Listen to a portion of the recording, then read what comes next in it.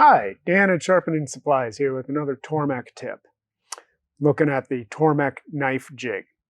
Great jig for sharpening almost any knife. Very straightforward to use.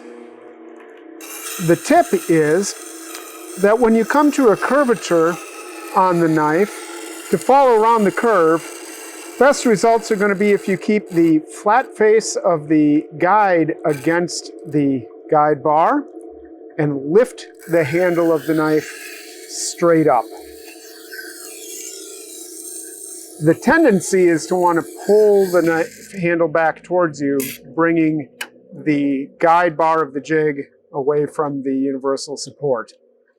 So remember, follow the curvature, lift the handle of the knife.